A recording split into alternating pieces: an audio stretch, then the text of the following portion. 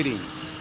I'm George Boston Rhines in Valdosta, Georgia, and I want you to look and view what is happening in Valdosta, Georgia, because I love this city, county, and state. Florence was a storm that we all were expecting. However, if you should come to Valdosta City Hall, you will see a United States flag, but not a Georgia state flag. This is disrespectful to the people at Moody Air Force Base, to members of our National Guard who would have been called in time of natural disasters, but yet our elected officials here in Valdosta and on the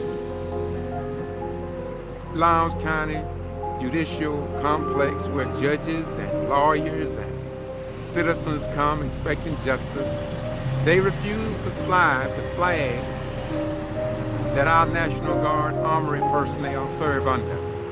And so if no other active duty, disabled, retired military veteran, or parents of children who died on foreign battlefields in time of war and peace, I, a retired military veteran of 20 years, will continue to say, it is indeed a shame before God.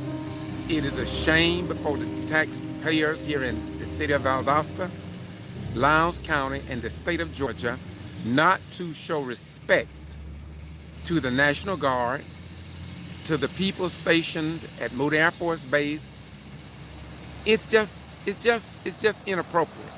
And what I cannot understand is how so many veterans who retired here in Valdosta can just sit, say, and do nothing when they see what I see.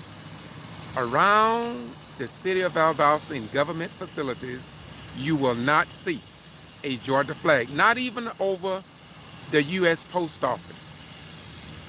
The Lowndes County Museum, you will not see a Georgia flag. Yet, when your children who now serve in the National Guard put their life on the line, and some have died in Afghanistan and other locations, but the elected officials that you, the taxpayers, the voters, you elected these people in office, and they disrespect our children who wear the uniform in the state of Georgia. And I believe, in my most humble opinion, it is a disgrace.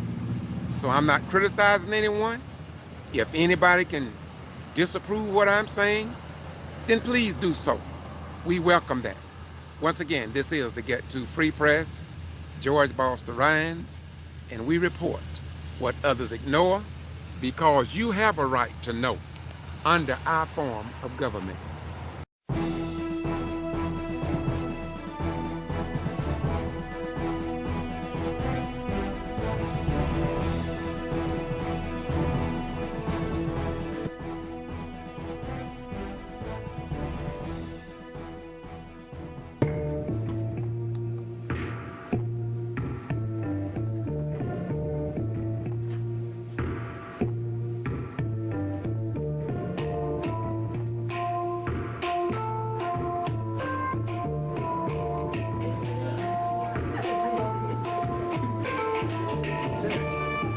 How you doing?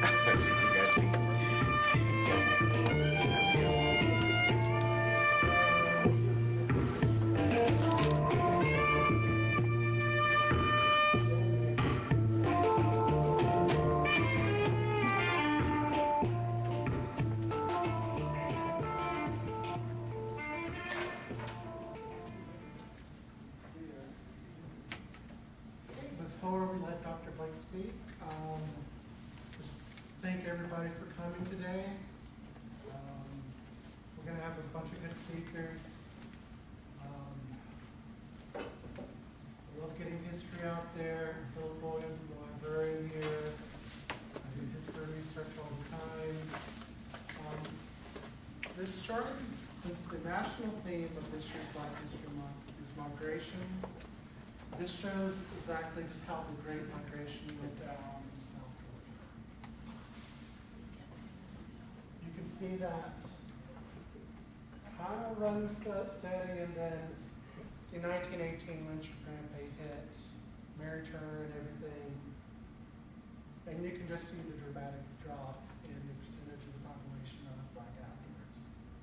But you can also see when you start getting to 80 and going up, what's been called the New Great Migration, the return of everybody that went to the north. People are coming back home to their history.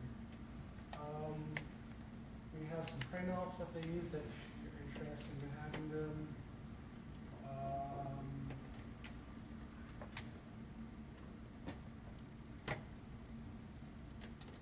Just plugging another program really quick.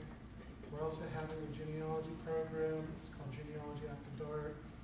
It's going to be Thursday 28th, Thursday 28th March, Thursday 2nd May. If you want to come learn about family history, I'm leading that. Should be some good programming.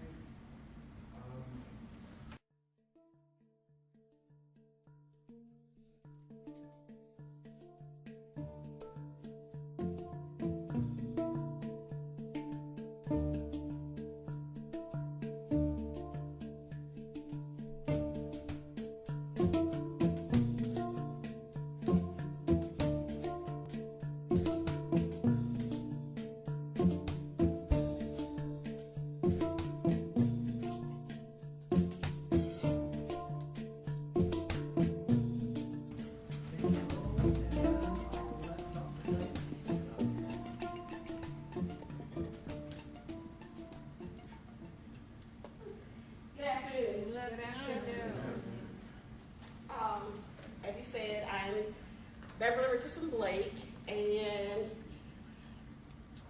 just kind of talk a little this afternoon about, women in general have that caring nature. So I'm just going to talk a little bit about the black woman and her role in the community. And as a black woman, and some of the organizations that have been formed in the Valdosta, Miles County area over the years that just kind of prove some of the things that women are involved in, giving that nurturing to families, because we know one of their roles early on was being that of the caretaker in the home.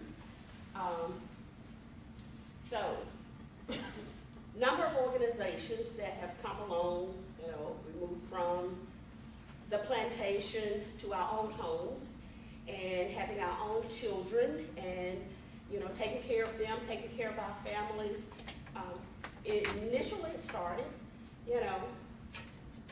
we were in the home, we were the caretakers of the home. We made sure that, food was on the table, houses were clean, children were reared and disciplined in our homes over the years.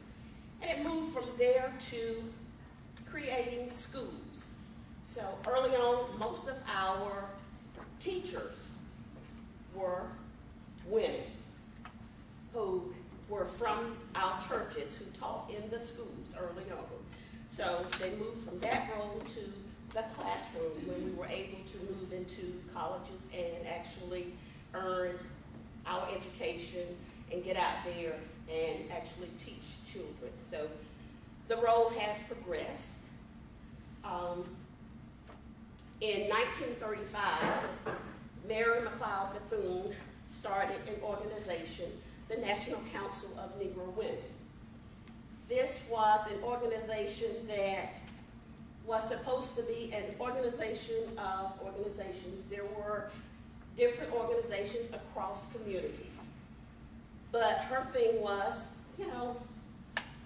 these organizations have the same mission at the bottom line, taking care of families, taking care of our communities. So that we're on the right path or on the same path, and because we're on some of the same path, it was thought that these organizations would come together. So she took a lead role in bringing those together and creating the National Council of Negro Women. This consisted of professional women, teachers, homemakers, anyone who was interested in becoming a part of the organization. They could come out, they could put their creative juices to work, they could put their professional juices to work. They offered mentoring services to those young mothers, to the young girls in the community. They were leaders. So not only were they of a caring nature, they were the leaders of the community and making sure that the community continued to progress. In 1944, she started a college that opened initially for black girls and making sure that they received an education. This college later opened as a general college, so it's a co-ed college now. It is Bethune-Cookman College, which is still, the doors are open for anyone to attend. But initially it was for black girls to attend, to get their education, to learn about how to take care of the community, to learn about how to take care of homes, to learn about how to take care of finances. And today we still, in 2010, this organization came to Valdosta. And we started with just a few women in the community who were interested in getting this organization charted. So we did get it charted. It is still, and you may see some flyers, brochures. There are a number of projects that go on. We have the family reunion that goes on during the month of September. That is a community informational activity that we invite everyone out to come out and learn about services, social-based services that are in the community. So we have those. There is a leadership project that we have during the month of October when we invite communities, community-based agencies and organizations to nominate outstanding women in their organization who are working and promoting their community, who are doing things, who are out there and actively involved in the community. We have a leadership program where we recognize those women and the organization. Some others on next month, March 27th, or March 23rd, I'm sorry, there will be a selfie conference that will be held for young women, and we will get into mentoring, making sure that they have information about their finances so that they're stable financially. We talk about career opportunities. There are a number of things that are discussed during this conference. It is a one-day conference, and it is for young women 15 to 25 years old that can come out. And it is open up to the community, so if you have someone, it will be at Valdosta State University. But we do programs such as that for women in the community. There are some other organizations in the community that are actively involved in getting the word out there and making sure that from the early days when women were providing that service, that they continue to provide that service. A lot of this is through our area churches, and you will see women actively involved in doing things in the churches who are leading and bringing the men alongside them.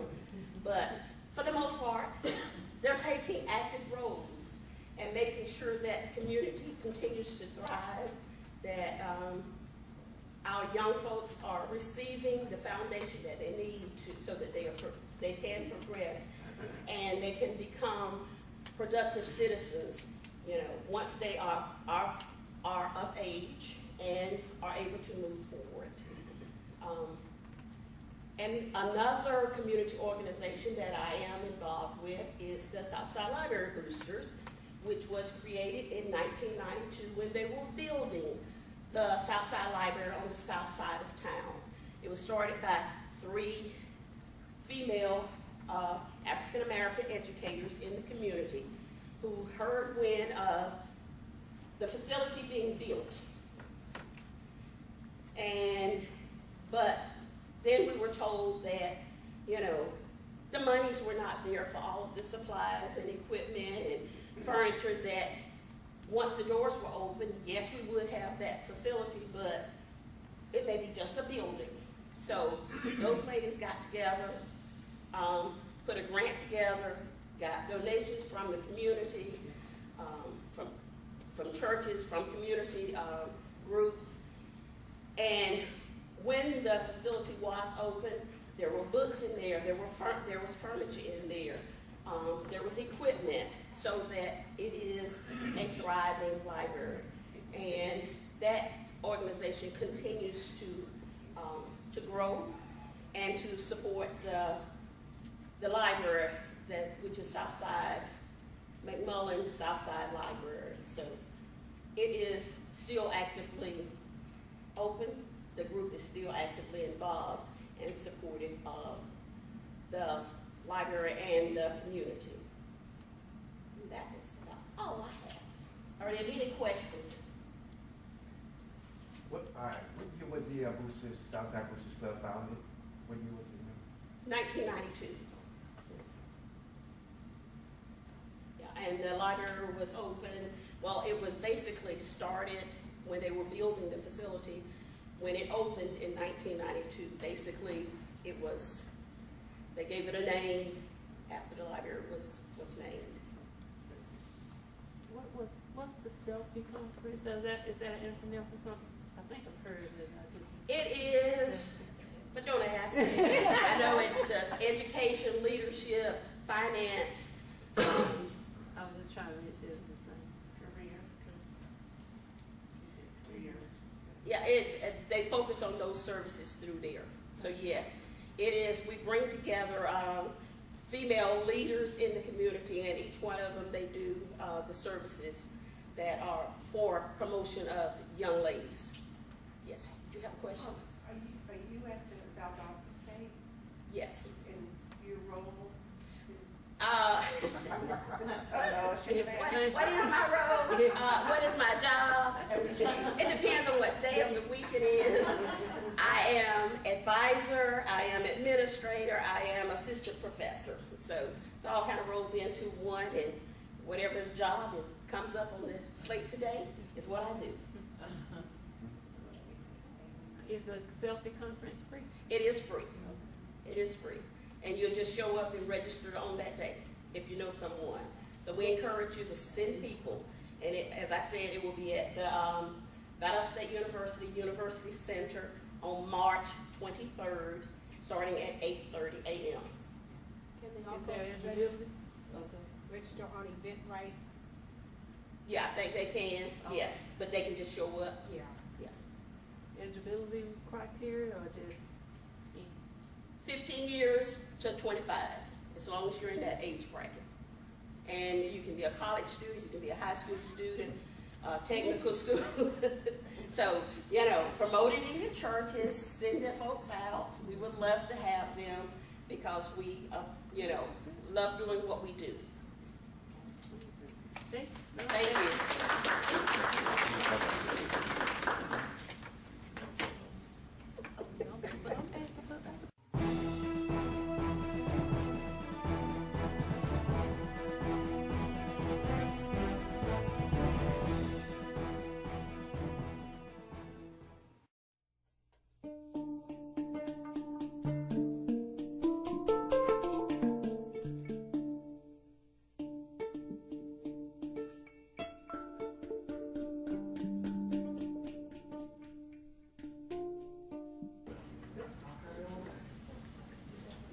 Then after ILS can be full drawings, then the river is. All right.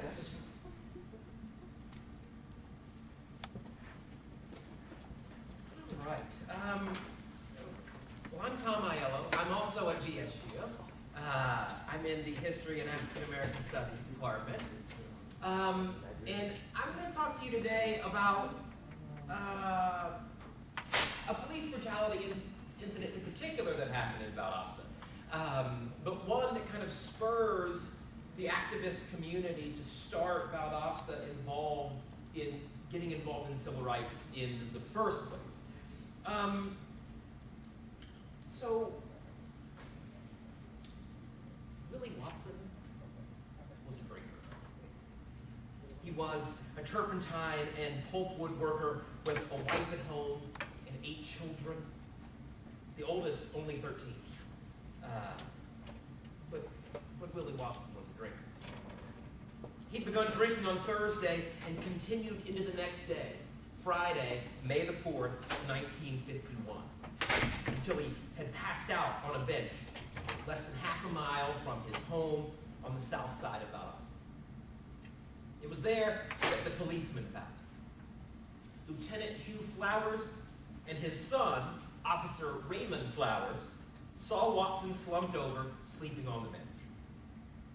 When they called out to him and he didn't answer, they left their car. They began beating the sleeping man with their nightsticks. They searched him and pulled the pocket knife that was in his pants pocket, and then continued the beating. Watson woke to the attack, confused and disoriented, struggling to escape from his assailants, only to find that his torment was just beginning. The officers pulled out their guns and began firing. 2 bullets hit Watson in the legs, another in his abdomen, as he fell and died, never fully roused from his drunken stupor.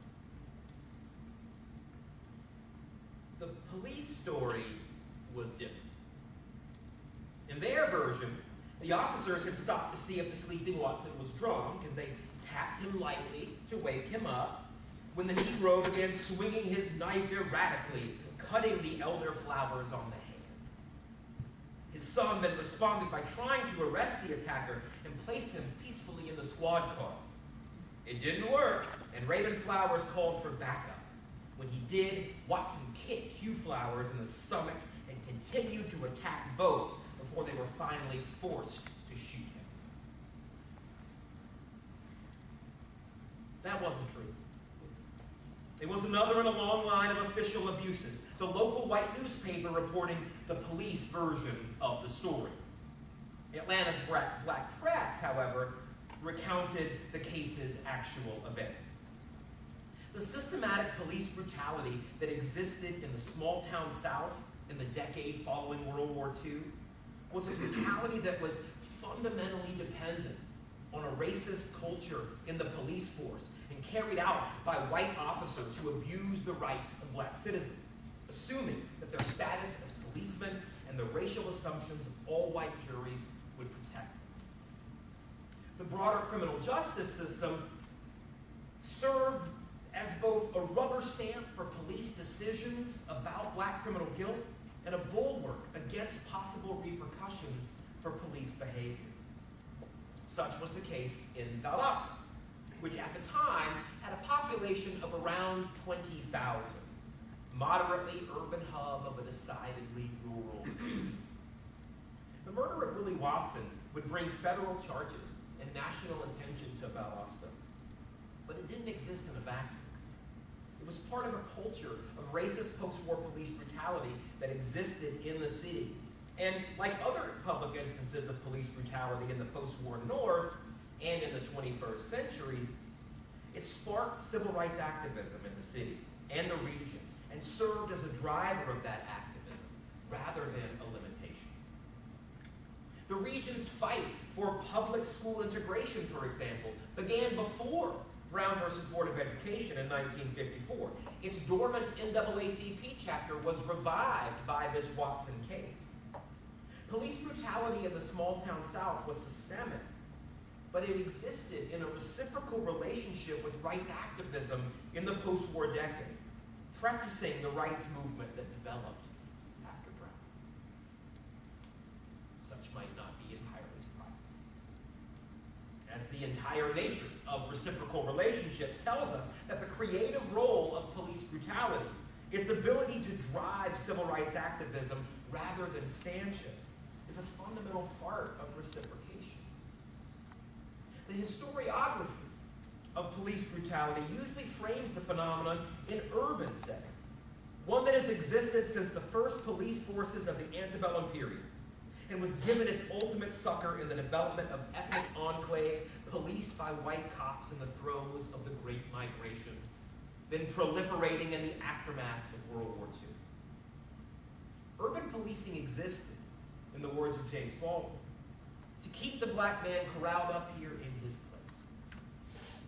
As Leonard Moore has noted in his groundbreaking study of post-war New Orleans, in many ways, white police officers institutionalized an informal culture of police brutality toward African Americans. And they emerged as the protectors of white privilege and the opponents of black progress. Historiography presents an analysis that interprets police brutality as a function of the structure and culture of policing. The violence of Southern policing is in no way ignored by historians, but it's framed less as a function of racism and policing, as a systemic problem within the profession and in the concept of police work itself, and more as a function of Southern racist culture, broadly considered, of which policing is just a constituent part. And Moore's conclusions about the metropolitan South and places like New Orleans in the post-war period aren't universally applicable to small towns like Valdosta. In larger cities, for example, Moore argues that black rights demands prompted police to act retributively as agents for whites and whiteness, leading officers to develop an us versus them mentality that assumed policing existed for the protection of whites only. It was an understandable phenomenon, but one that would be reversed in less populated towns, as there, police brutality didn't develop its racial us versus them mentality after rights demands. Race-based police brutality was a priori to black agitation. It was the cause, rather than the consequence, of rights activism. There was also no demographic shift in places like Valdosta because of the post-war suburbanization as there was in places like New Orleans. Moore's metropolitan analysis describes the post-war Ku Klux Klan as dynamic and publicly visible, using that visibility and reputation to do its intimidating work without resorting to lynchings. That lack of overt terrorism often left the police department with the support of the politicians, segregationists, district attorneys, and judges to carry out extra-legal violence against African Americans. With rural white terrorists far more willing to exert themselves publicly in overt acts, however, Moore's analysis doesn't apply to smaller southern urban areas. And that particular nature, I think, of police violence in New Orleans is significant for understanding the evolving post-war demographics of the urban South. But the region was still predominantly rural at World War II's close, relying on more moderately sized cities as cultural and economic hubs. There were, in other words, far more Valdostas in the post-war South than there were New Orleanses, making the smaller Southwest Georgia city a far better representative model for the broader post-war Southern experience with race and policing. It also serves as a representative model for the trajectory of responses to police brutality more broadly, as the traditional civil rights narrative places responses to the violence of law enforcement as an outgrowth of new black militancy later in the war, a northern phenomenon and a creature of the mid to late 1960s.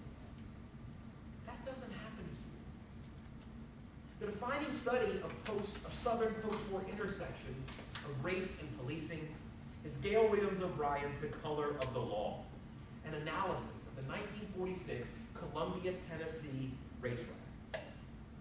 While there was never an organized white riot in Valdosta, Many of the hallmarks of Southern post-war race and policing examined by O'Brien existed right here, most notably, as she describes.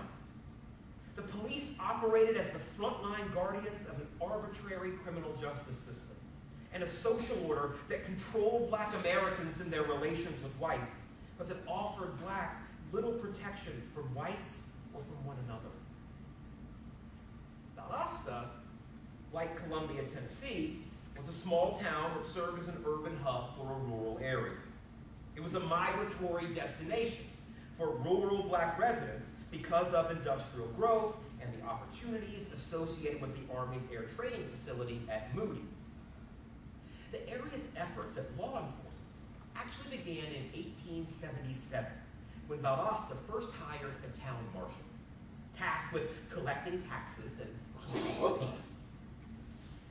Of course, keeping the peace in the immediate wake of Reconstruction meant holding the racial line against the town's black population. The marshal was later aided by a group of night watchmen, there to keep lookout after tax collecting hours and to ensure in the post-slave era of Jim Crow that a measure of official control was maintained over the town's black lives and black bodies. The first police force in Valdosta didn't come until 1898. As World War II came to an end, the city's police chief was Homer Passmore, only the city's fourth leading officer in a stable, institutionalized system. And the system was growing. By the end of the war brought the department's first round-the-clock protection 7 days a week. In other words, Valdosta didn't get 24-hour police force until 1946. Immediately, the brutality began. Valdosta would also become the convict leasing capital of the area, with Kinderloo Plantation, just outside of Valdosta's city limits, run as a particularly brutal prison labor camp and a staging ground for the leasing of thousands of victims of the White South's new version of slavery, the convict lease system. In 1918, as we've already mentioned, it was the site of the gruesome lynching of Mary Turner, who threatened to swear out warrants against her husband's killers. It was Valdosta's most infamous incident, its most public and overt example of the racial bias in criminal justice. The murder of Willie Watson 3 decades later, however, had more immediate antecedents than Mary Turner.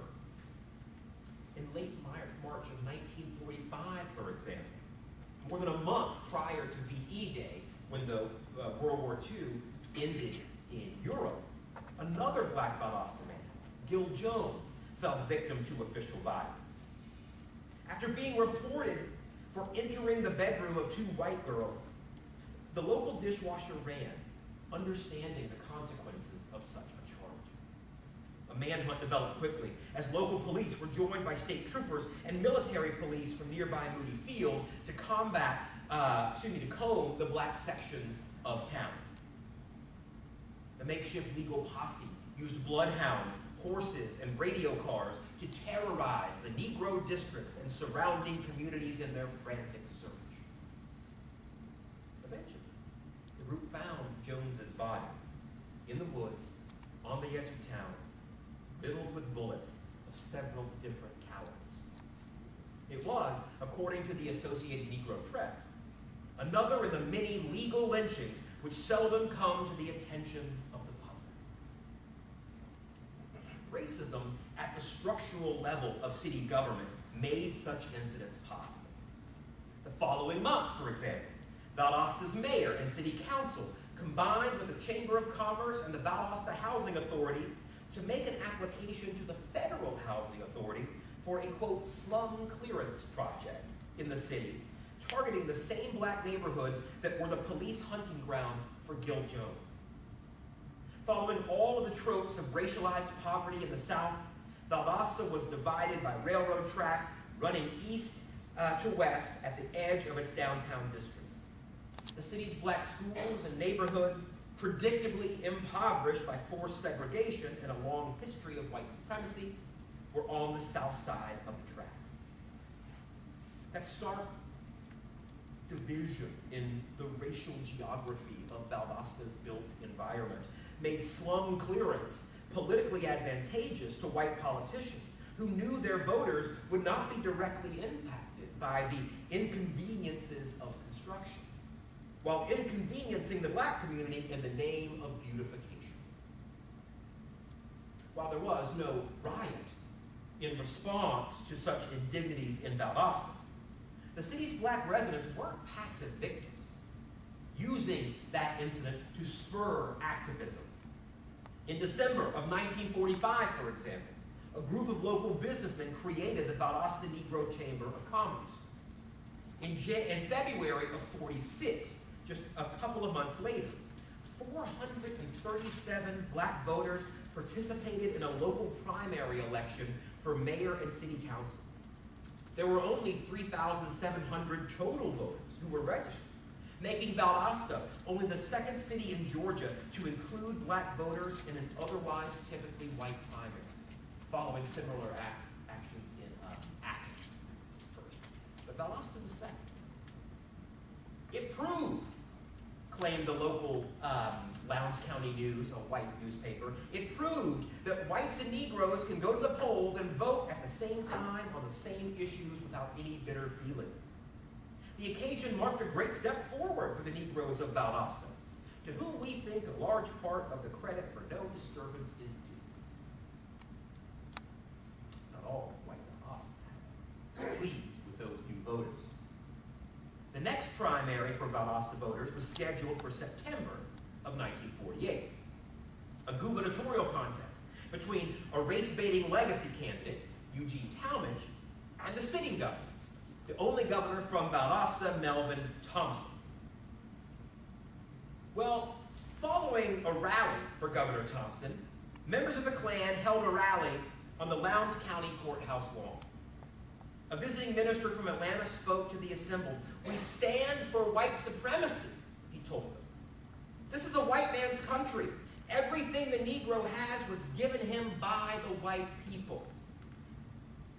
The crowd then paraded down Ashley Street to the black section of town, past the hotel where Thompson was spending election eve night, and burned a 15-foot cross to intimidate potential black voters left on the rolls after a failed purge. The Valdosta Daily Times claimed that the bulk of the attendees weren't from Valdosta. They were visitors from Columbus, though the paper didn't deny local involvement. There was no active, vocal Valdosta KKK chapter making such overt stands, but there were clearly ties between the organization and local cops. A sympathetic local police force did nothing to curb the vitriol of the rally, for example, and members of the force were engaged in Klan activities throughout South Georgia and North Florida. In nearby Tallahassee, a Klan rally was punctuated by a 43-car parade through the downtown streets. Local police stopped the motorcade, ultimately arresting 6 drivers for having improper licenses or expired tags. Among the arrested were 2 Valdosta residents, Oscar Ellis, a local grocer, and James Lewis Paramore, a member of the Valdosta Police Department. The police had originally claimed that Paramore was on duty during the Florida rally, and thus he couldn't have been part of it. That denial, however, quickly fell away, and public pressure led Paramore to resign from the force. Now, the presence of white policemen involved in racist groups, much less terrorist groups, wasn't rare news for any black resident of Southwest Georgia. It didn't make the police murder of Willie Watson inevitable, but it provided the context for the May 1951 incident and for the official silence that followed. Lieutenant Hugh Flowers and his son Raymond continued their beat through the summer and the fall after the murder of Watson, with no discipline taken against them. Black Valdosta's frustration in response to the inactivity would ultimately generate a resurgence in the city's NAACP, which had lain dormant since 1948, breaking up after that Klan rally that burned a cross in the black section of town. The branch the Valdosta branch of the NAACP had existed in fits and starts since its founding in the wake of the Mary Turner incident in 1918. It had been reestablished in 1943 after a wartime lag, and it had about 50 members in 1948 before it disbanded in the wake of the Talmadge election. And we didn't have an NAACP then for 1949, 1950, and into 1951. But Watson's murder would galvanize many. The Valdosta branch reorganized in October of '51 under the leadership of local Leonard Davis and the director of the Southeast Regional Office, a woman named Ruby Hurley, who visited that month to aid in the process. It had been reorganized, said Hurley, under new and younger leadership, precipitated by the Watson murder in May. Such organization was all the more impressive because Black Valdosta typically avoided organizing. The Mary Turner lynching decades prior was precipitated by a group of workers who organized against the harsh abuse of their employer. And the violent retribution served as a deterrent.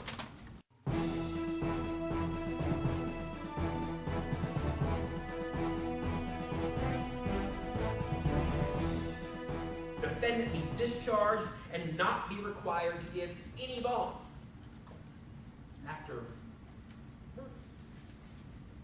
The police chief testified that when he heard of the incident, he sent backup. White witnesses claimed that the shooting was justified. Black witnesses saw an unrequited attack. Questioning of Maybelle Watson focused on the reasons for her warrants. She claimed that she initially had no support, obviously afraid of challenging white police in a town with a record like that of Valdosta. But after repeated questioning, she admitted that the support she finally found came from the Atlanta office of the NAACP. That was reason enough for Wilcox to dismiss the case. He called on that same outside agitator language that Governor Talmadge had used to dismiss school equalization suits after he defeated Thompson in that 1948 election. If the colored man has a legitimate reason, Wilcox announced, he can obtain justice in this county without being promoted by some outside Atlanta influence. He believed the white witnesses who claimed they saw a felonious attack on the officers that justified their actions, dismissing out of hand the testimony of black witnesses and using the involvement of the NAACP as the principal reason for his decision that these people were guilty. As if to emphasize the structural inequality exhibited by Wilcox, exactly 1 year after his decision, the same day, December the 6th, 1952, Harry Lee Boyd, chief of police of the neighboring community of Hahira, saw another sleeping, drunk black man, Willie Maxwell, and attacked him with a blackjack, not killing him, but wounding him severely. The local silence about Boyd's actions matched all of the previous local silences, voices deafening by their absence. And so into that void stepped the federal authorities. The FBI began investigating the police brutality in Lowndes County. And while Hugh Flowers died during the investigation, March of '53, authorities were able to charge both Harry Lee Boyd and Raymond Flowers, the police chief in Hahira and one of the police murderers in Valdosta, with violating the civil rights of Willie Maxwell and Willie Boyd, respectively. There was no indication from federal authorities why these cases were more worthy of federal attention than the myriad other violations of Southern civil rights. But in August of 1953, a federal grand jury indicted both of the officers. The trial of Flowers, the Valdosta trial, came first. Witnesses rehashing much of the same testimony that appeared before the grand jury. Prosecution witnesses testified that Hugh Flowers repeatedly told his son to hit Watson, egging on the beating as the victim was forced up against a light post. Defense witnesses were policemen and city officials, lauding the police department, deriding black witnesses for the prosecution as bad elements in society, upholding the blue line. After a September trial that ran into a third day, the all-white jury took less than an hour to acquit. The trial of Boyd lasted just an afternoon, the jury taking 20 minutes to acquit. When white supremacy was institutionalized, such outcomes were a fait accompli. Well, buoyed by the national developments after Brown versus Board of Education in May of '54, a local frustration with police brutality and institutionalized racism in criminal justice, Davis and his NAACP sent a letter to the county commissioner of Lowndes County, Jack Howard, requesting that officials hire black police officers to patrol the black neighborhoods in town. Black police officers originally appeared in the South during Reconstruction, but they had completely disappeared from the region by the early 20th century. As James Foreman Jr. has demonstrated in his recent case study of Washington, D.C., requests for black police officers didn't solve policing problems that advocates hoped that they would solve, but they were a commonly proposed remedy for many in the post-war period. Atlanta, for example, first hired 8 black policemen in 1948, a month before the cross was burning in Valdosta, to much acclaim. And though the segregated force had a variety of negative consequences for the new policemen and did little to alleviate the concerns of the police, the popularity of the effort in publications like the Atlanta Daily World, Georgia's largest black newspaper, made many in smaller towns believe that black police officers could solve the racial problems associated with law enforcement. And so, Davis's NAACP, this new Valdosta chapter, also asked that police give escort to ministers for funerals when requested, and that officers be instructed against entering the homes of citizens without being called or without a search warrant. Davis announced the request at a local meeting of Valdosta's USO Center.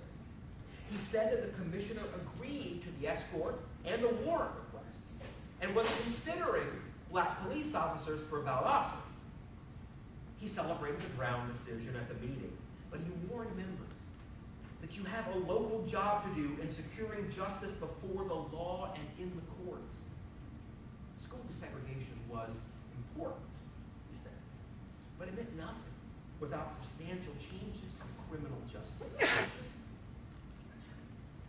But the white assault on black Georgia had taken its toll. In 1954, there was a statewide decline in memberships, interest, and activity in the Georgia branches of the NAACP. As of November of '53, the Valdosta branch only had 19 paying members, the smallest organization in the entire state. Still, at the meeting that closed 1955, the state NAACP reported a period of relative peace and quietness from police brutality, freeing the organization to step up its school desegregation campaign.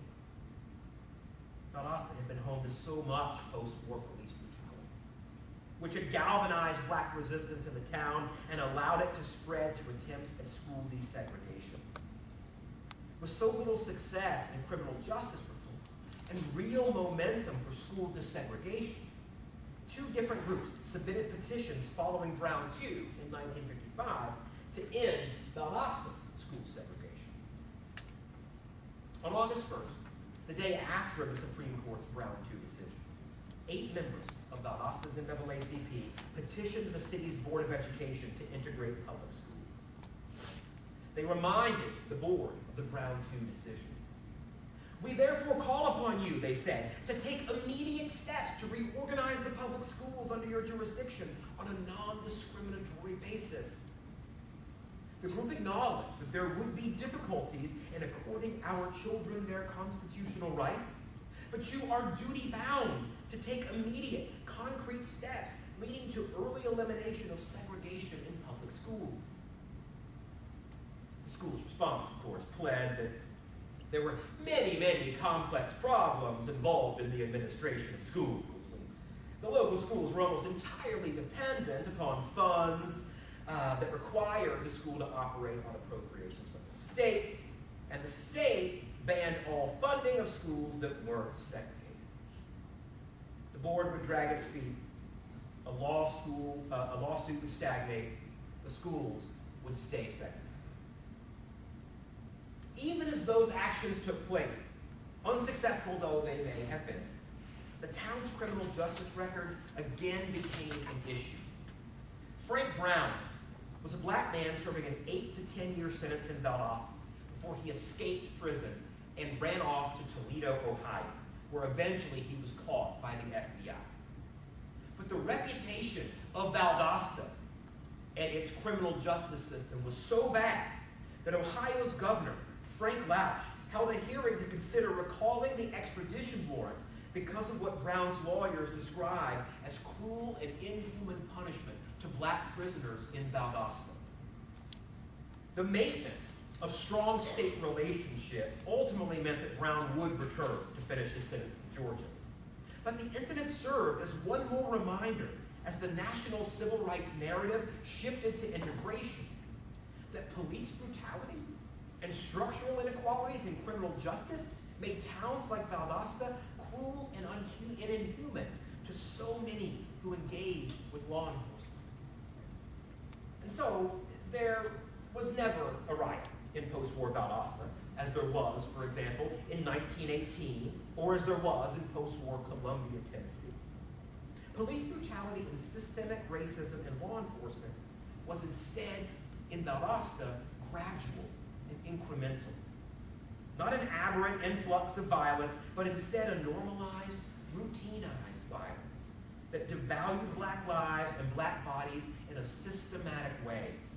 A police brutality more dangerous in its regularity, more collectively violent, and more dehumanizing in the process. Such isn't to say that places like Columbia didn't also experience more regular police indignities. But for Black Valdosta, it was death by 1,000 cuts. Still, despite the grim reality of officially sanctioned race relations in the town, the county, and the region, and in response to that reality, pushback by the local NAACP and individual residents unconnected with Valdosta's only active, recognized civil rights group did happen. And it happened gradually, incrementally, in a call and response with each new incident. Black citizens refusing to be cowed even in the face of overwhelming odds and almost certain loss. Black Valdosta's efforts in the decade prior to the civil rights movement didn't receive the publicity of later efforts in, say, Albany, for example. But that lack of attention only further contributed to the city's status as more representative of the broader Southern experience. The wins of Valdosta's black population in the decade following World War II were few, but its efforts paved the way for better-known attempts at civil rights activism that would develop after national Supreme Court decisions like Brown or Brown II, removing life in the region, at least somewhat farther from slavery. Thank you.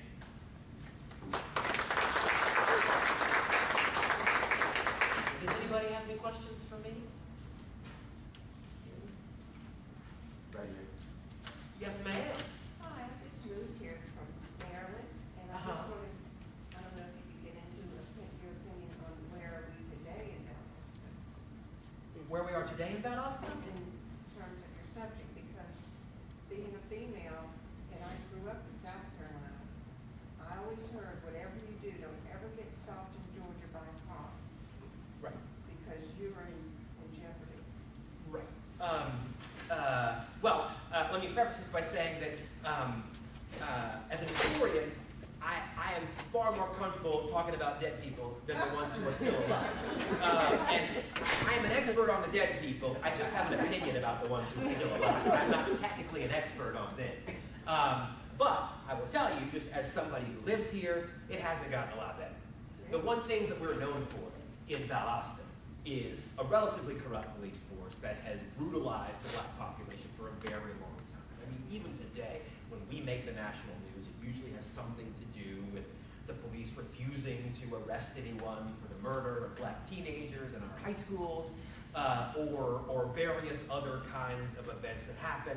White women coming and accosting our black students at VSU, and the police doing nothing about it.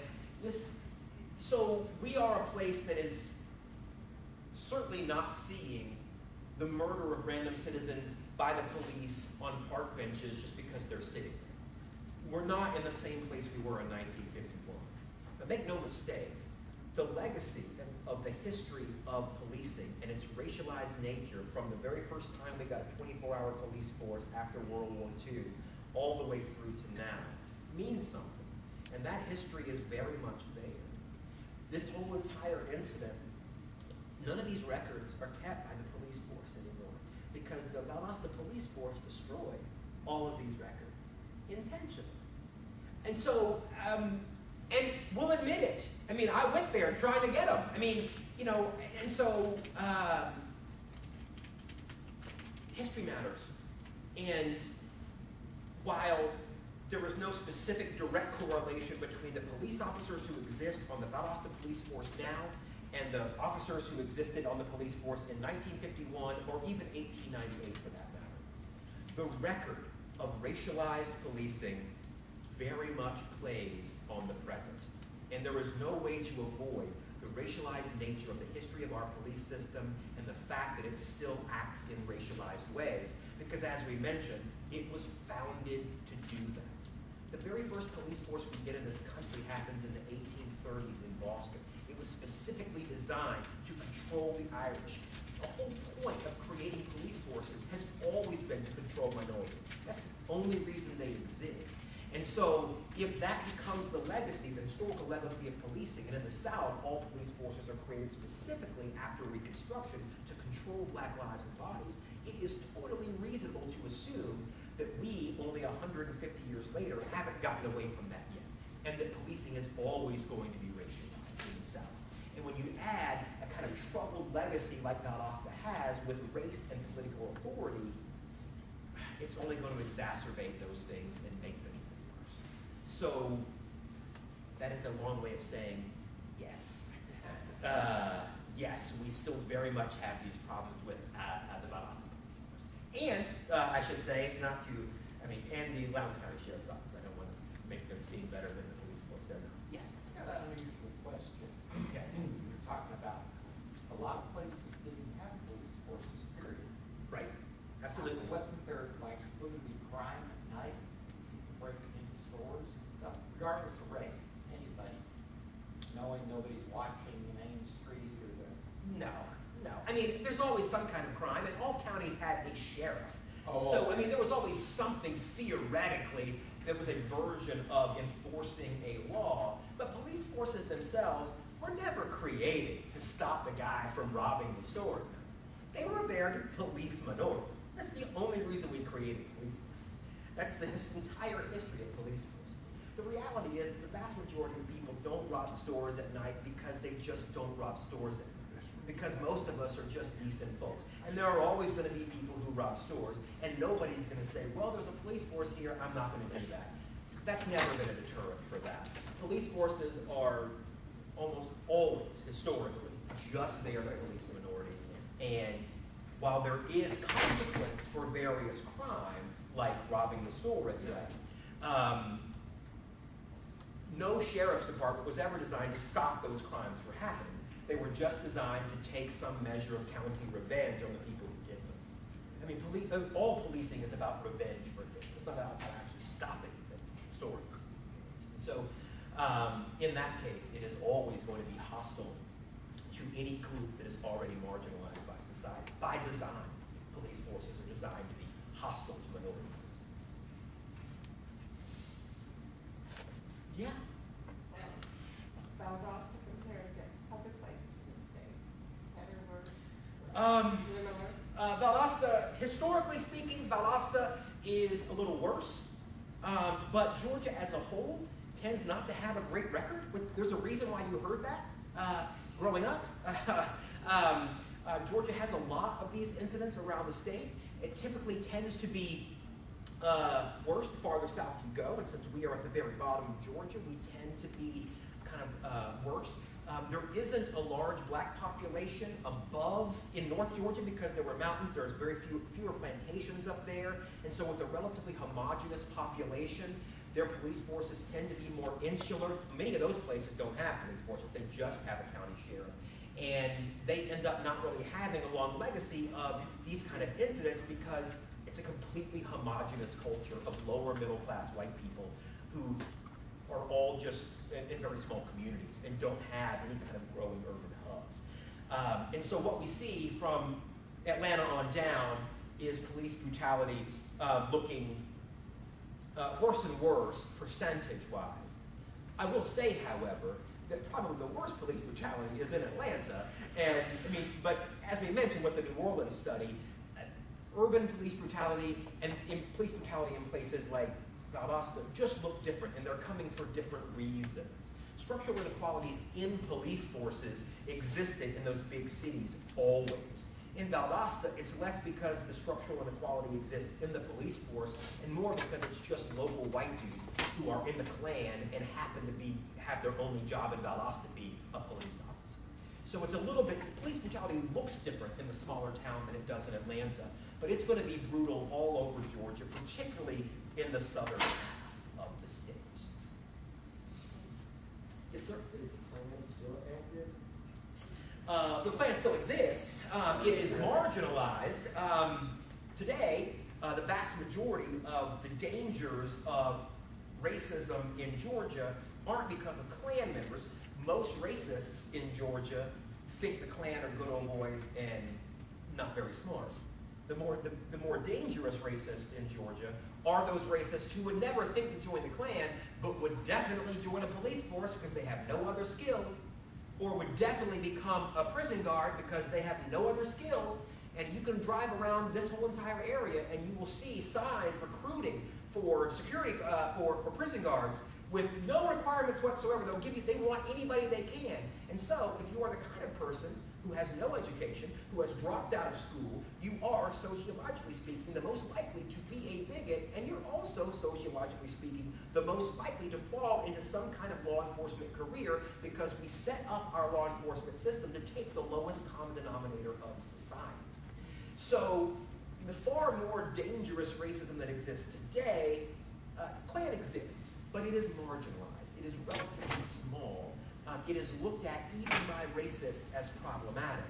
The far more dangerous thing are the racists that we give guns to and pay to shoot us. I mean, those are the racists that are far more worrisome. We would never take a guy in a Klan hood and say, you know what, we're going to give you a badge and a gun and $55,000 a year. But we will do that to the guy who keeps the Confederate flag on the front of his truck and still very much believes in a version of the lost cause. He is going to be more dangerous because he's the guy who has the gun, and he's the guy who won't go to jail if he kills you.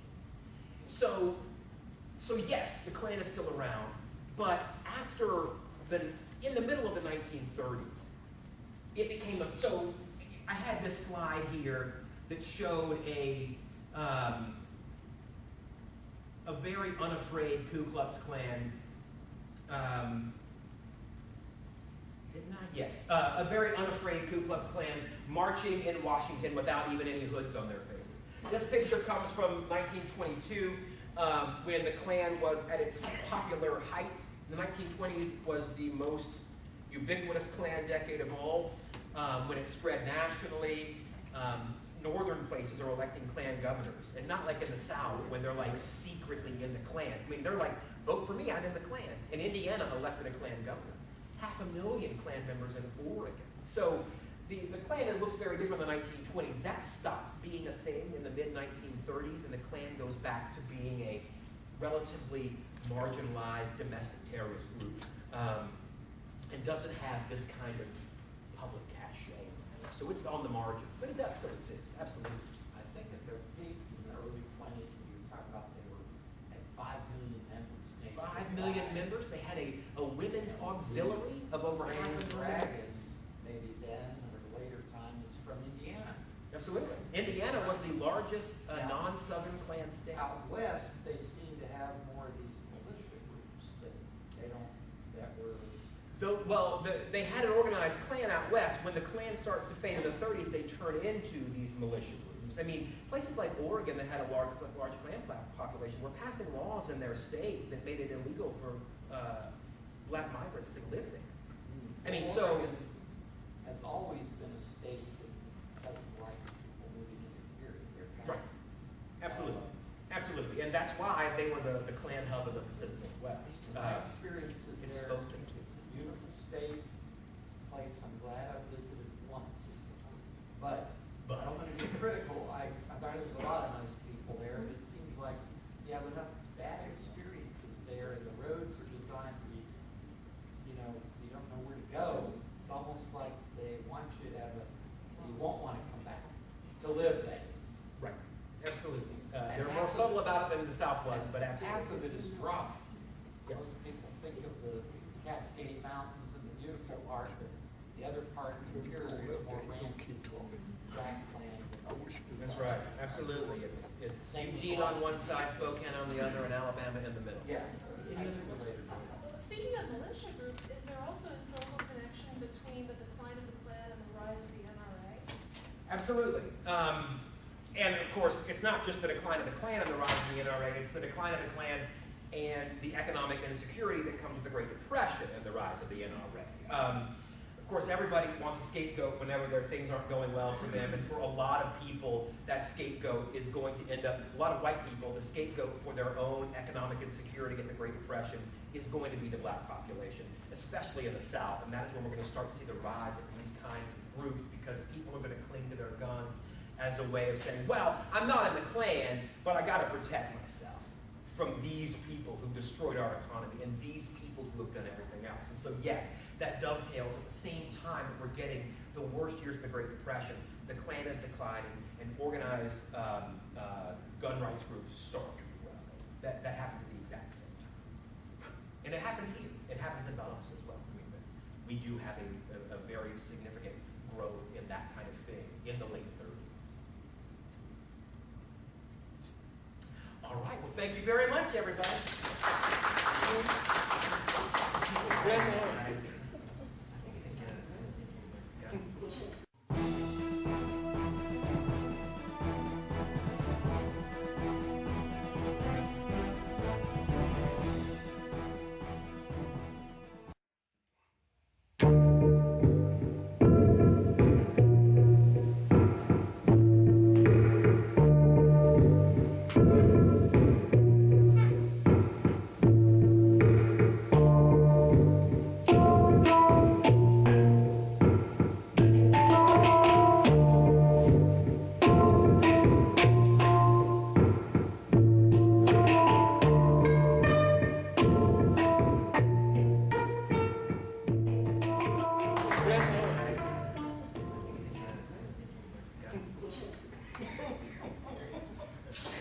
My name is George Foster Rhymes. I have something set up called the Get to Free Press, and I have almost 2 million views on the internet, Boston, G.B.R. on YouTube, with approximately 4,000 subscribers.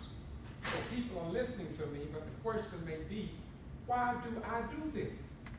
I want to talk about that briefly, but first I want to thank my beautiful brother, my white Caucasian brother. Thank you, my beautiful brother, and fellow American. You know, it's sad when white folk, y'all excuse me, have to speak for black folk.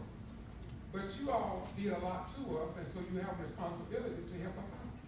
So I thank you for being one who see and understand the damage that was done to our people. And I am a victim of that damage. I was not raised in or reared in Valdosta.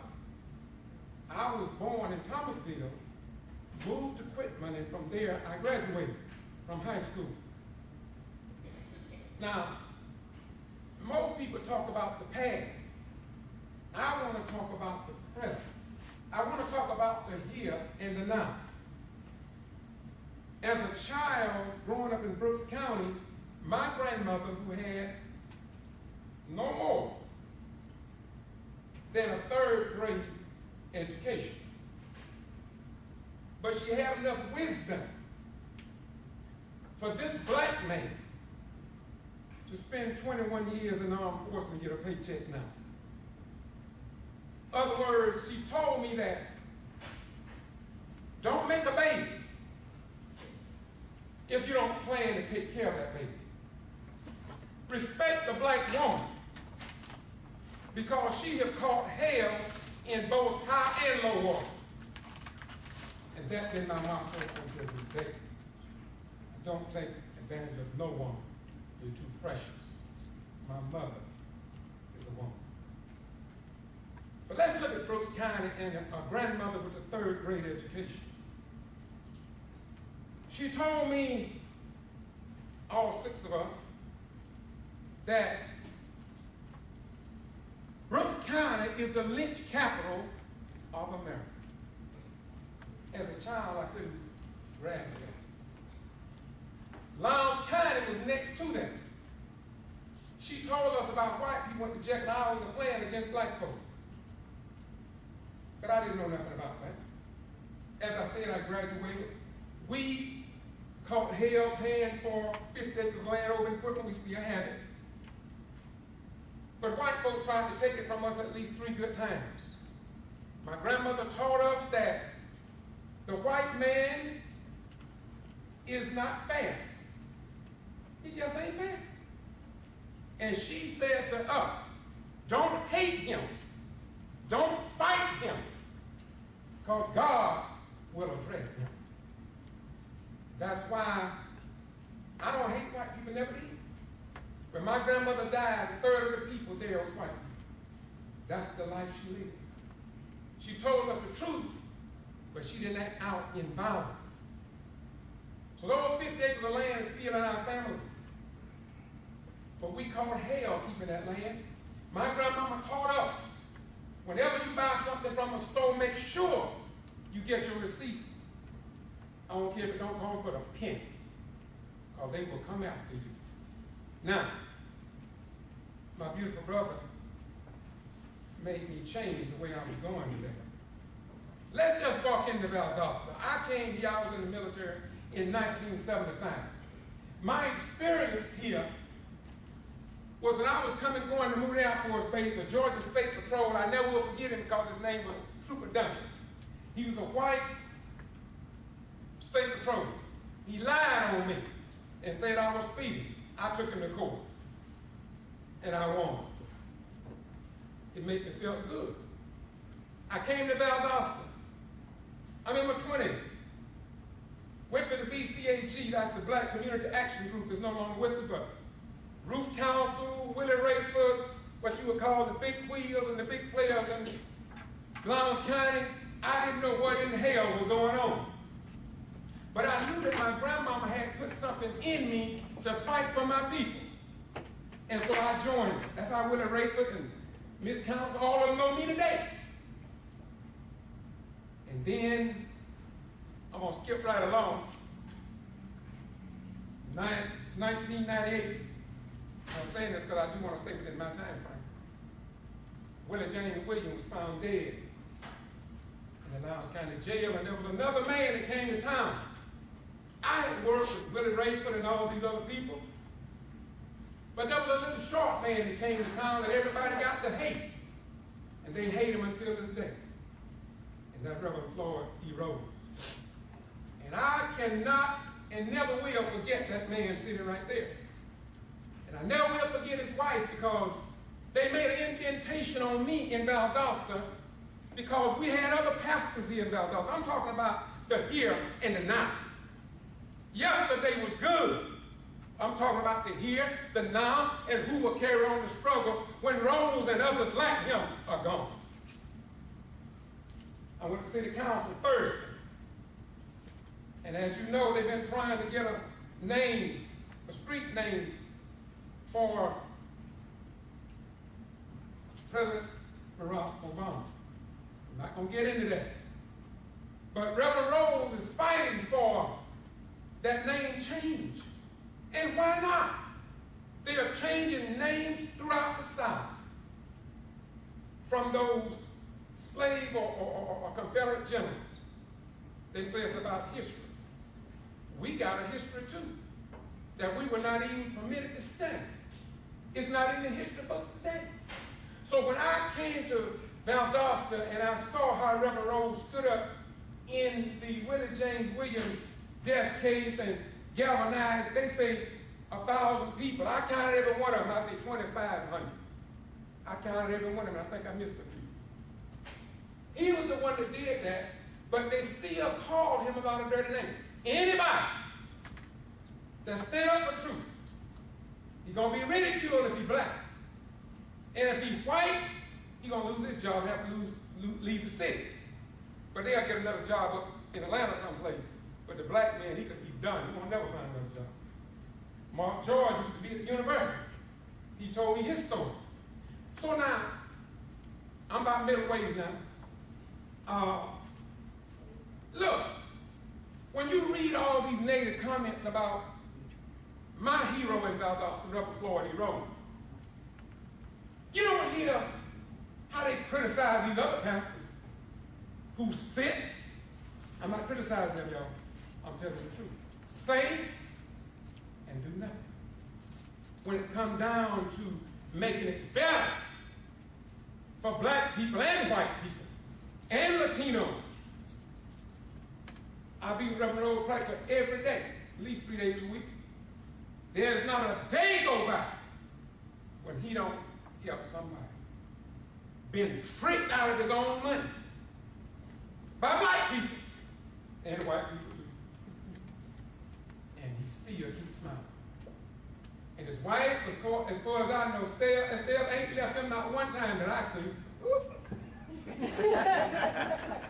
How many other women would have put up with a man like Floyd Rose? You can't tell it nothing because you're hard-headed. Some people criticize him because you can't deviate him from his point. I tried. It didn't work. He said, you either get on this ship or I'll meet you back when I come back this way. You know, y'all may ask me a question and say, why are you casting so many flowers upon this man?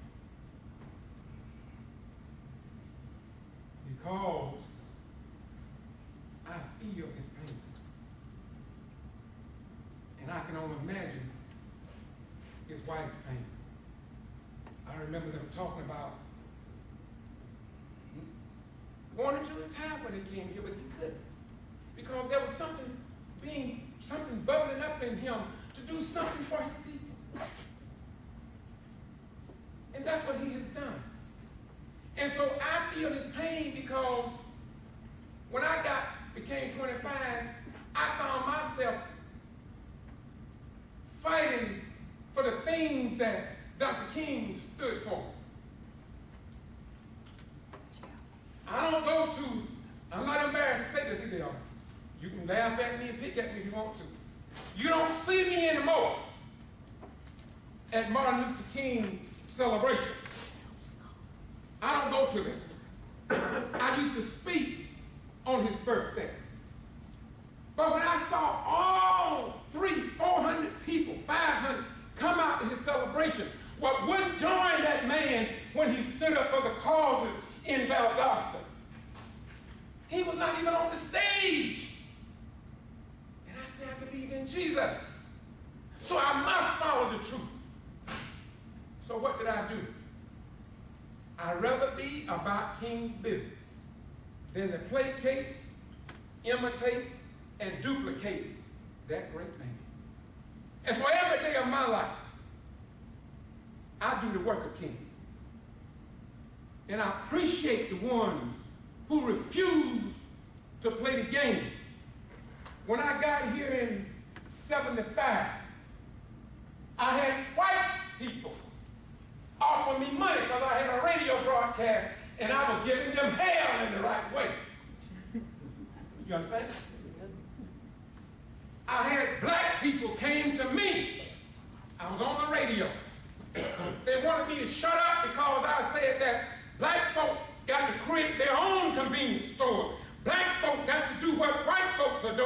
and not hate the Germans or the Jews or the Hindus or nobody else as they take your money into their community to take care of their children. Why don't you set up some retail stores and take some of that white money back to your children and take care of some of your children? That's what I talk on the radio. And it wasn't long before Mr. John Robinson and myself received threats. I love when people threaten my life.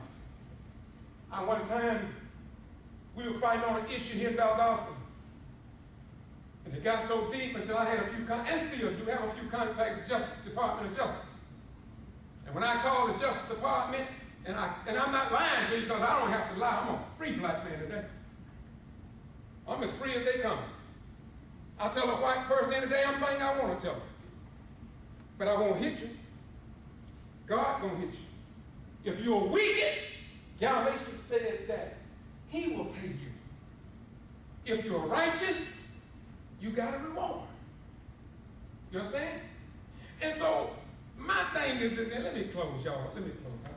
Can I say something? Yes, sir. When I was in the Navy, you may not know, this is all before some of you were even born. In 1952, Truman integrated the armed forces, and nobody wanted it. Well, one half of all the naval officers resigned. No, they went and resigned. When I was at Bainbridge, when I went to join the Navy, I was in 76. My dad took me down to the Navy, and he crossed the Rhine River, and only 2 men survived from the troop that would cross the Rhine, the first group. Took me down there, so I joined the Navy, and I told my dad, well, I want to go to shore duty. So his boss was a millionaire, so I said, I know people in Bain. He got me shore duty. 60 sailors. I was the only guy that got shore duty. I was sent to Bainbridge, Maryland. Wave boot camp, of all places, sending a guy.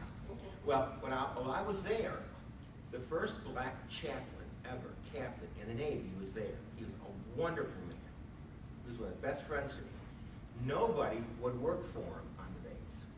And I said, and my mother was totally not prejudiced. I was raised up north, so I said, well, I'll go work in his office half a day and see what he's like, and then I'll let you know. And it was unbelievable. I mean, he was wisdom. So I'm just saying, it's like that. What you say is true, though. It really does. Okay, let me take the trouble. They gave me a time limit. Okay, and there's one thing that I respect. Okay, I'm sorry. I respect time. I don't want to talk too long, but I do want to be strong. Because that's what it's going to take for us today as a nation. We got to stand up. We got to speak the truth. And if you die, so what? You're not the first one to die. Now let me close. I got about 4 minutes. I may steal one of your minutes. I was brought up in Brooks County.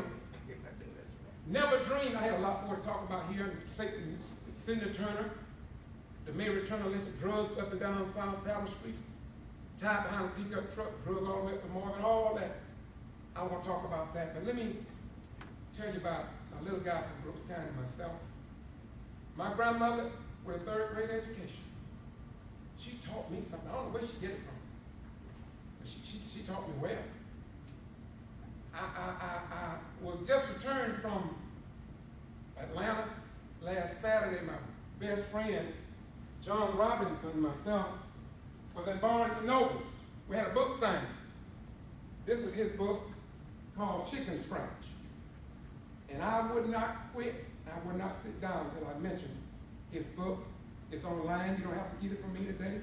You don't have to get it tomorrow. It's out there for the whole world to get. It's in Africa. We was talking about that. We had a beautiful, one of the best book signs anybody could have at Barnes & Noble in Snellville last Saturday. Well, first of all, I wrote this in 1984, which is the same writing that signed the books on. Cleared $20,000 on the first year. Hadn't done it since because I didn't work it. But it's called Tribute to an Unknown Soldier. It too is available. This is the book that hardback on the market now, available. I can't sell it today, but I sold all of the books and Barnes & Noble. Now, Valdosta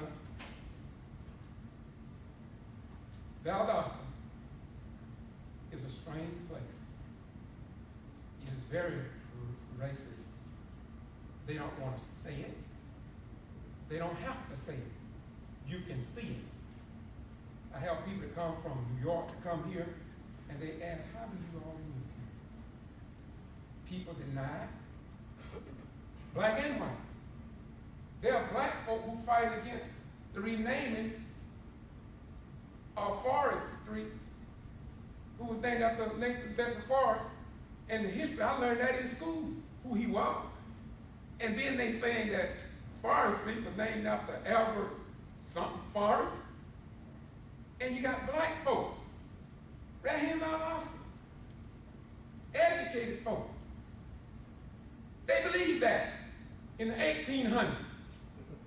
Well, all I would say to you all is that I'm saying to you all, keep your eyes on Valdosta, because Galatians 6 and 7 is what I believe. And if I didn't believe that scripture, when I went to Atlanta in 1971, I would have joined the Black Panthers. But God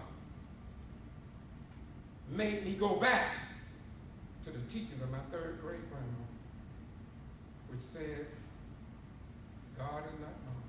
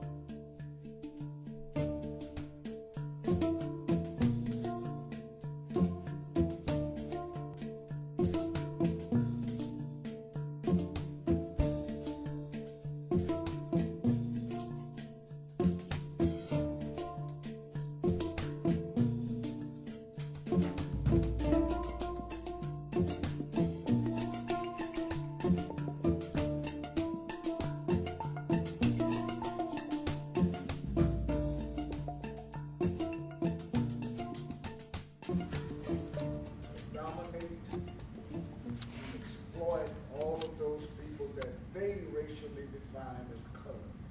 The red, the black, the brown, and the yellow people of the world. And they do it, as Malcolm X said, by whatever means necessary.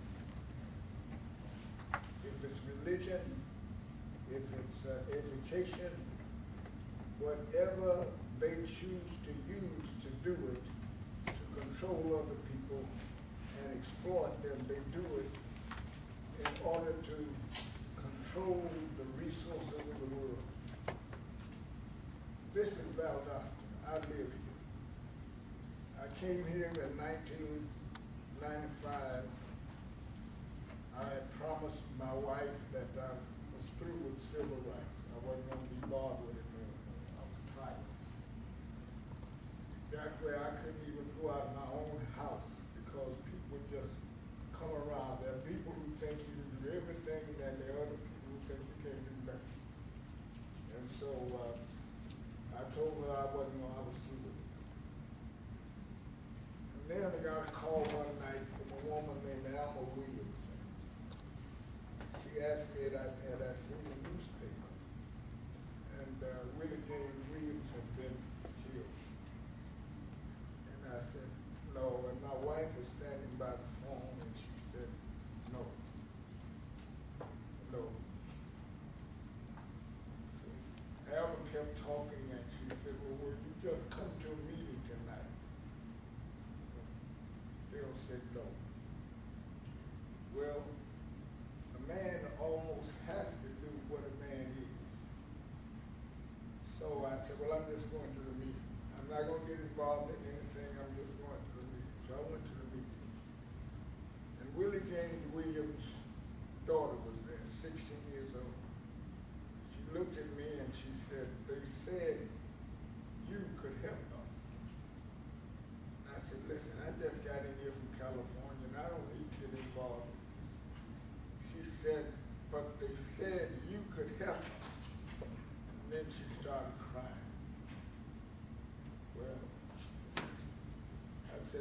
tell you what my skills are. And I said, well, I know how to organize the community, and I can do this and that. And we will have a meeting in my church Sunday night.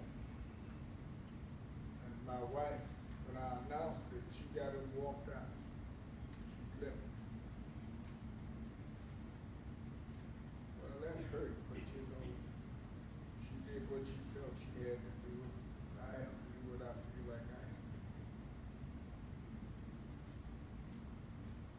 All around the pulpit, all over that church were black preachers. There was one black woman sitting there, and she, from Ahara, Bessie, can't tell you what last name now, but she kept saying, they ain't gonna stay with you. They ain't gonna stay with you. They ain't gonna stay with you. Well, some of them dropped off after that, and I called for a march on the county jail. George mentioned that already, and several hundred people went. And I said, then we went back to my church, and the lady said, I want you to be the leader. I said, no, I don't want you to appoint me, because people that appoint you can disappoint you. And I said, no, let the people decide. So we had another meeting that Sunday night at St. James Church. And you couldn't get in there, people all outdoors and standing around the walls and all that. So I got up and, she said, I got the microphone and I'm going to nominate Brother Rose. And Stella was sitting there. And I said, well, whatever she said. But she wasn't going to say nothing then because she was sitting there. So I got up and I said, well, let me just tell you about me. Number one, I ain't scared of white folks.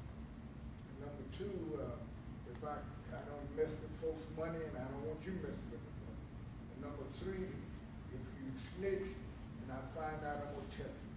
That's it. Now, if you still want me to do this, I'll be glad to do it. Well, they asked me to do it, and we formed what was called the People's Tribunal. And Willie James Williams was going down Lee Street, South Lee Street, and he was driving on the wrong side of the road, looking for an address. He was stopped by a police officer, a sheriff's deputy rather, named Kevin Farr. And 24 hours later, he was in the Lowndes County Jail bed, lying in his own bunk. And so that's when we hit the streets. Now, let me just mention this and I'll be through about racism in Valdosta. Valdosta is 51% black. 51% black and only 48% white, and Mexicans and others make up the difference. And yet every position of power in this town now is held by somebody white. The sheriff is white, the mayor is white, the county commissioner, the head guy over there is white. Everybody in this town in any position of power is white. You can't explain that. If this town was 51% white and blacks made up only 48%, there's no way they'd stand for that. But we're not going to stand for it as long as I can say, do anything or say anything about it, period. It's not going to happen. Now, there's no reason we shouldn't have a black sheriff, a black mayor, a black everything in this town. Now they say that majority rule. Well, we are the majority and we ought to be in charge of everything around. Everything. Period. Now, I'm the son of slaves. I don't apologize for that. It is what it is. I'm proud proud of who I am, and I'm gonna be a proud black man. Now, I'm gonna close with this. We do have a museum, I wanna mention that. Our pastor is here now, our new pastor, Dr. Gerald Williams. I hope he doesn't mind me calling him out. He's been to university out there too. Well, it's too late now. But anyway, I started Serenity Church 2007, I guess it was. I don't remember. Anyway,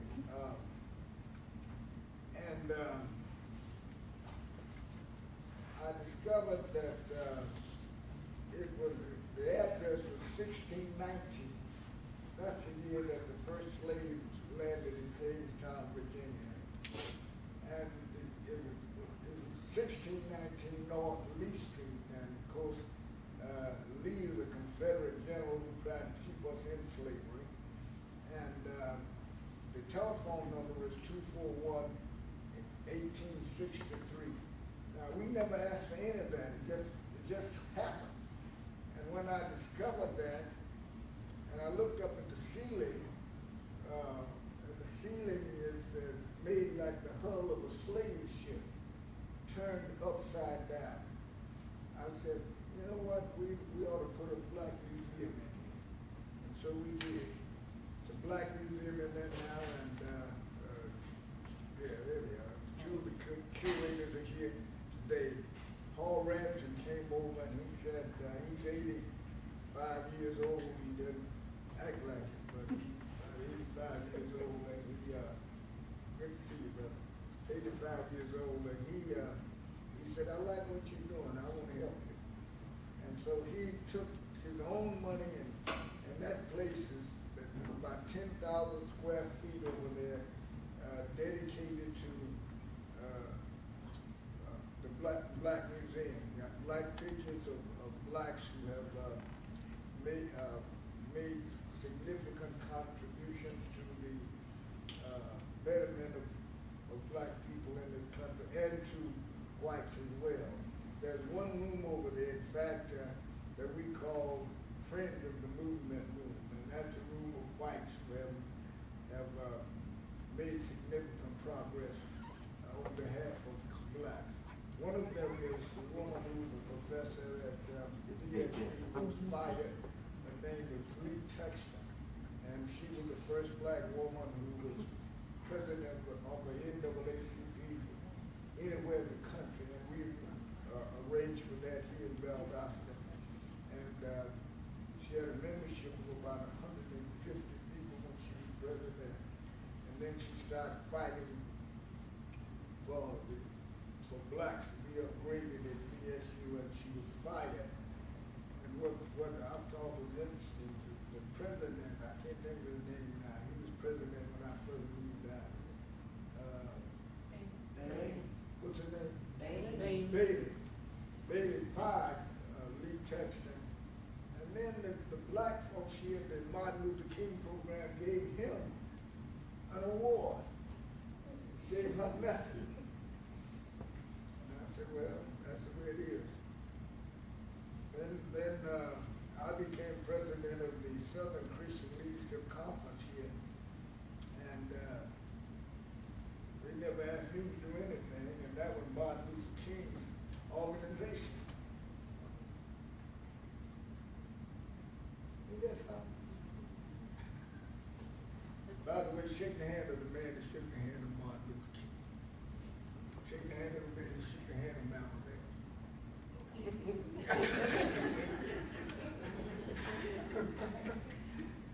I had an opportunity, I'm quick with this, I had an opportunity to meet Dr. King one time.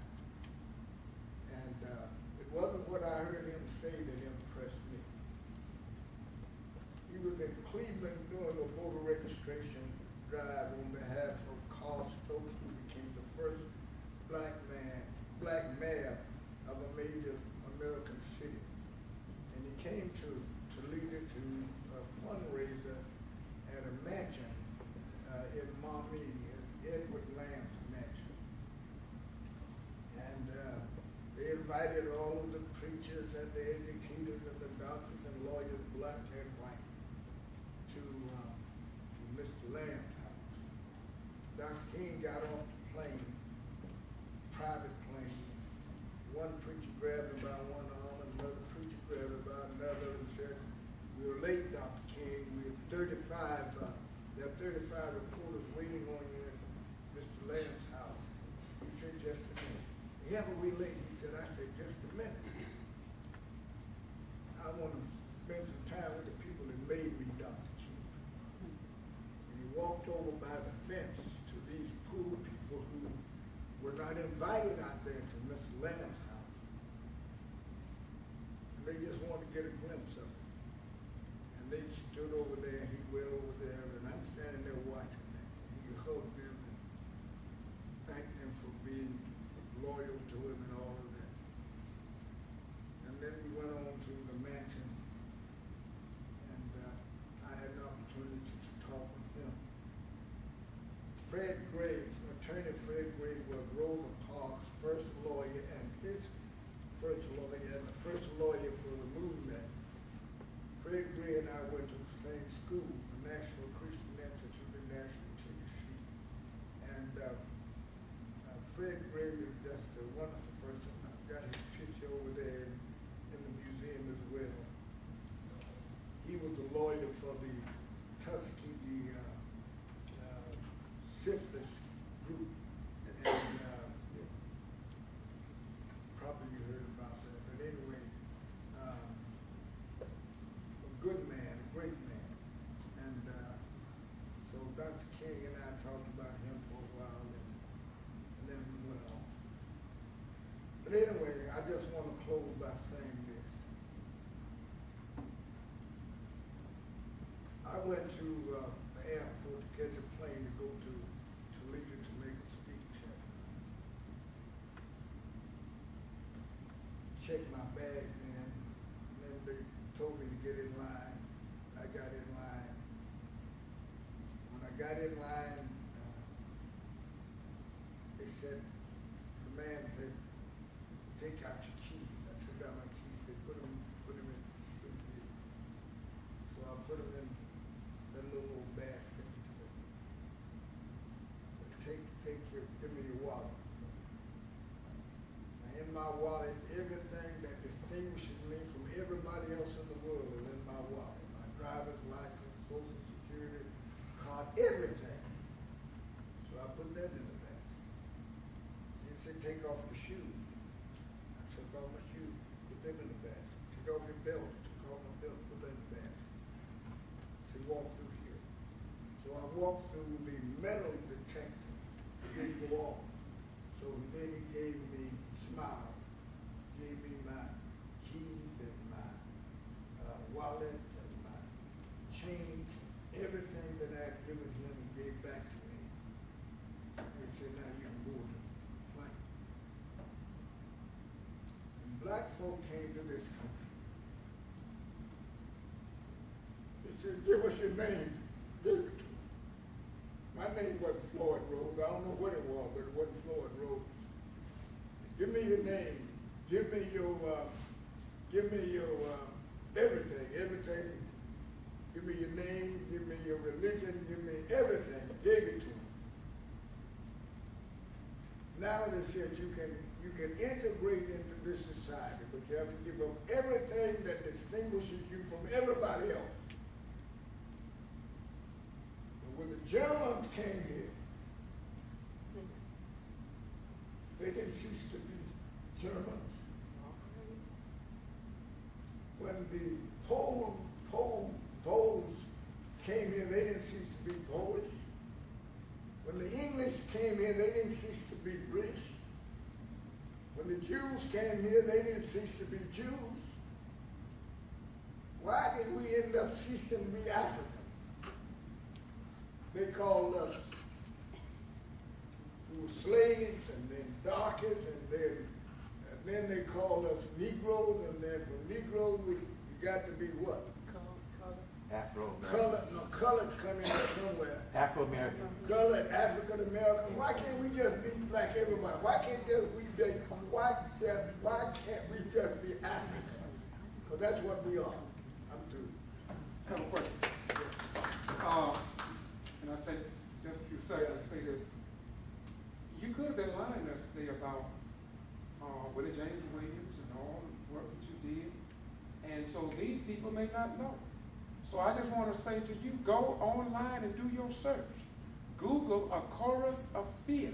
Yeah. A white, beautiful brother, just like my brother there, took the time out of his schedule to put together Dr. Matthew Richards at the SU, to put together that documentary. And if that documentary had not been created, because the Valdosta Daily Times was so biased, along with the TV stations, that history could have been lost forever.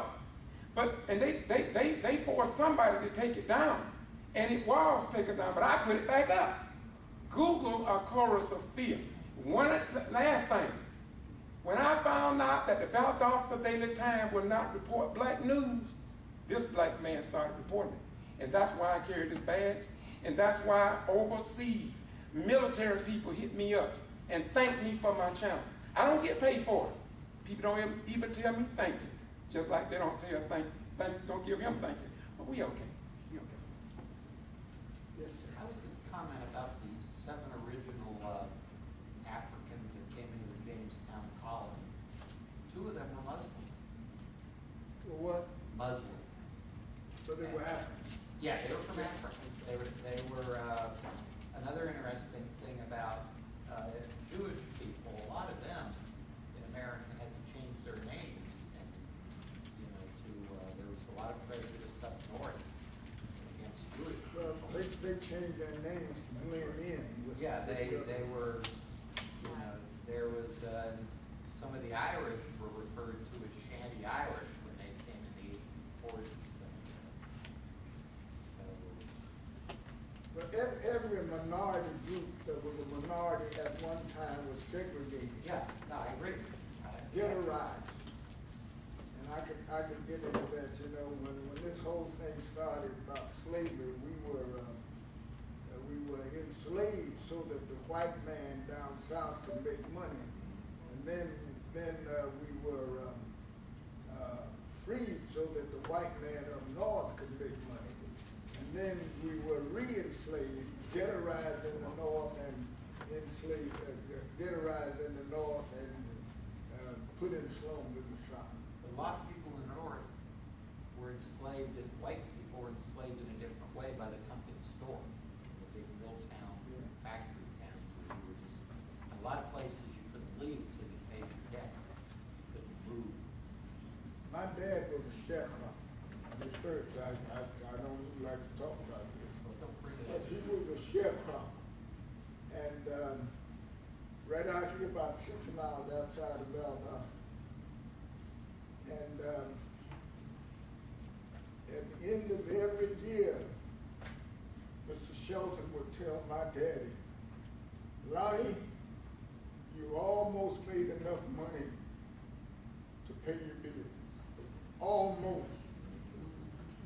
Almost, he told me. And after 2 years, my daddy said, I'm not going to take this no more. He took his family, and we left at the farm, and we moved down on 6th Street here, in the slums there down here. And then my mother worked at Snow White, dry cleaners, and we shut that down a few years later because Sheriff Park decided that the man put his picture up there, and we asked him not to do that. He said, you're insulting black folk. This is a black neighborhood, and we're not for it. And had some black folk come in there, and they had an arm full of clothes, and I said, listen, don't go in there. You don't want to do that. He just looked at me and went on in there. And I said, white folks gonna love you. They gonna love you. And he left. Got in his car and went on. We've got a real problem among ourselves, but y'all can't solve it. We have to solve it. Amen. We have to solve it. And it's called unity. We've got to get together.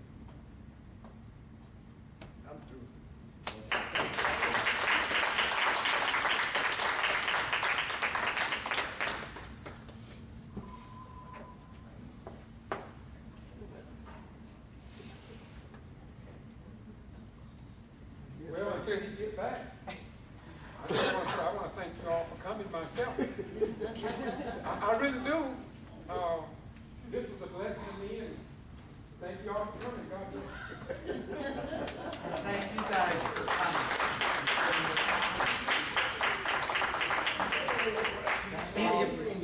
There you go. That's very, very good.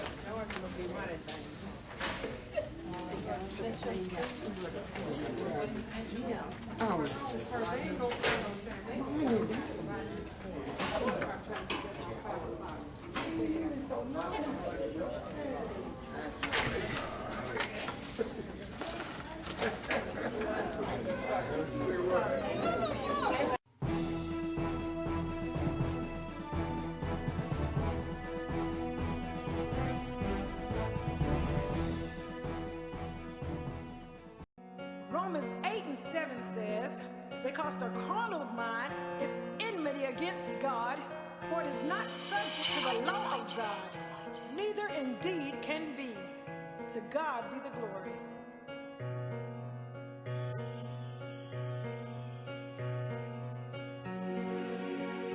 Lord, I'm asking you to fill this place. My life is like an empty space. Trying hard to be like you. Lord, I need your guidance and strength to pull through. When I realized you are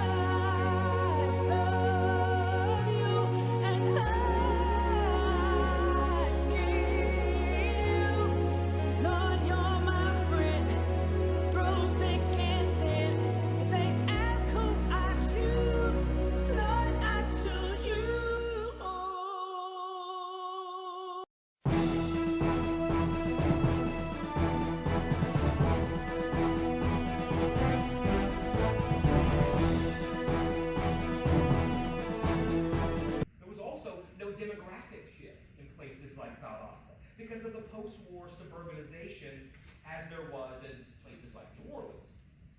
Moore's metropolitan analysis describes the post-war Ku Klux Klan as dynamic and publicly visible, using that visibility and reputation to do its intimidating work without resorting to lynchings. That lack of overt terrorism often left the police department with the support of the politicians, segregationists, district attorneys, and judges to carry out extra-legal violence against African Americans. With rural white terrorists far more willing to exert themselves publicly in overt acts, however, Moore's analysis doesn't apply to smaller southern urban areas. And that particular nature, I think, of police violence in New Orleans is significant for understanding the evolving post-war demographics of the urban South. But the region was still predominantly rural at World War II's close, relying on more moderately sized cities as cultural and economic hubs. There were, in other words, far more Valdostas in the post-war South than there were New Orleanses, making the smaller Southwest Georgia city a far better representative model for the broader post-war Southern experience with race and policing. It also serves as a representative model for the trajectory of responses to police brutality more broadly, as the traditional civil rights narrative places responses to the violence of law enforcement as an outgrowth of new black militancy later in a northern phenomenon and a creature of the mid to late 1960s. But that doesn't happen here. The defining study of Southern post-war intersections of race and policing is Gail Williams O'Brien's The Color of the Law, an analysis of the 1946 Columbia, Tennessee race riot. While there was never an organized white riot in Valdosta, many of the hallmarks of Southern post-war race and policing examined by O'Brien existed right here. Most notably, as she describes, the police operated as the frontline guardians of an arbitrary criminal justice system and a social order that controlled black Americans in their relations with whites, but that offered blacks little protection from whites or from one another.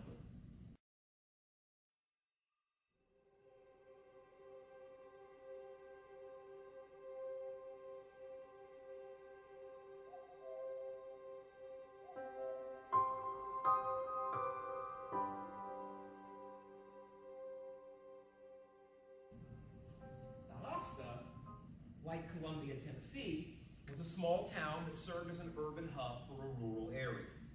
It was a migratory destination for rural black residents because of industrial growth and the opportunities associated with the Army's air training facility at Moody. The area's efforts at law enforcement actually began in 1877, when Valdosta first hired a town marshal, tasked with collecting taxes and keeping the peace. Of course, keeping the peace in the immediate wake of Reconstruction meant holding the racial line against the town's black population. The marshal was later aided by a group of night watchmen, there to keep lookout after tax collecting hours and to ensure in the post-slave era of Jim Crow that a measure of official control was maintained over the town's black lives and black bodies. The first police force in Valdosta didn't come until 1898. As World War II came to an end, the city's police chief was Homer Passmore, only the city's fourth leading officer in a stable, institutionalized system. Now, the system was growing. By the end of the war brought the department's first round-the-clock protection 7 days a week. In other words,